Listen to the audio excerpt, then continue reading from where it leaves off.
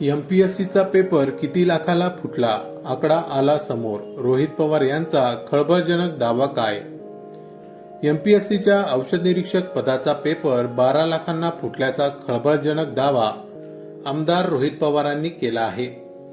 एका नायब तहसीलदाराच्या मुलांना सारखेच गुण कसे मिळाले, यावर त्यांनी प्रश्नचिन्ह उपस्थित केले. एमपीएससीच्या औषध निरीक्षक पदाचा पेपर फुटला आहे, त्यामुळे एकच खळबळ उडाली आहे. पेपर सेट करणाऱ्यालाच सेट करण्यात आल्याने हा पेपर फुटल्याचा दावा शरद पवार गटाच्या राष्ट्रवादीचे आमदार रोहित पवार यांनी केला आहे. तसेच एका नायब तहसीलदाराच्या दोन्ही मुलांना जवळपास सारखेच मार्क कसे मिळतात, असा सवालही त्यांनी केला आहे.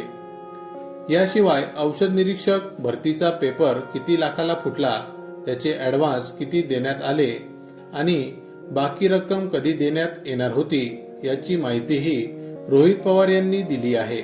त्यामुळे एकच खळबळ उडाली आहे. रोहित पवार यांनी आज पत्रकार परिषद घेऊन पेपर फुटीचं रॅकेट कसं सक्रिय होतं आणि पेपर कसा फुटला गेला याचं सविस्तर सादरीकरणच केलं. एफडीएने चांगलं काम सुरू केलं आहे, पण पैसे देऊन एखादा औषध निरीक्षक झालेला अधिकारी असेल तर तो पैसेच वसूल करेल किंवा चांगल्या पद्धतीने काम करू शकणार नाही. केवळ पैसे देऊन पेपर फोडून पास झालेला अधिकारी न्याय देऊ शकणार नाही, असं रोहित पवार यांनी सुरुवातीलाच माध्यमांना सांगितलं.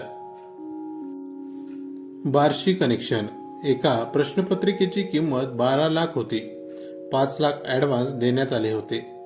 7 लाख नंतर द्यायचे होते, असा दावा करतानाच पेपरफुटी प्रकरणात बार्शीचं कनेक्शन आहे, असा दावा रोहित पवार यांनी केला.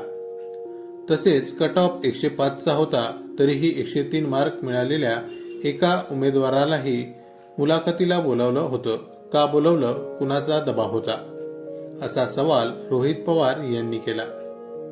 मुलांना सारखीच रँक. यावेळी रोहित पवार यांनी एक खळबळजनक दावा केला आहे. नंदुरबारच्या नायब तहसीलदाराची 2 मुले परीक्षेला बसली. मुले हुशार असतील, पण मुलाची रँक आहे 13, त्याला 149 मार्क मिळाले. मुलीची रँक आहे 16, तिला 148 मार्क्स मिळाले. दोन्ही मुलांना जवळपास सारखीच रँक कशी असू शकते? हा योगायोग कसा असू शकतो, असा सवालही त्यांनी केला.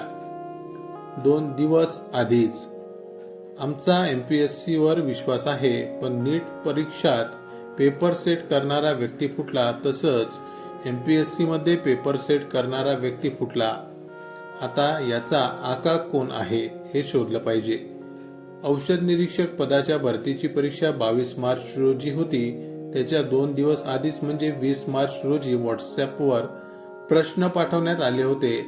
व्हॉट्सअपवर मुद्दामून 10 प्रश्न चुकीचे सोडवा असं सांगण्यात आलं होतं, कारण कुणाला संशय येऊ नये म्हणून. या संदर्भातील व्हॉट्सअप चॅटही समोर आल्याचं रोहित पवार यांनी सांगितलं. तसेच या चॅटमध्ये उमेदवाराचे 78 प्रश्न सोडवल्याचं सांगितलं. बाकीचे प्रश्न मनाने सोडवल्याचंही सांगितलं.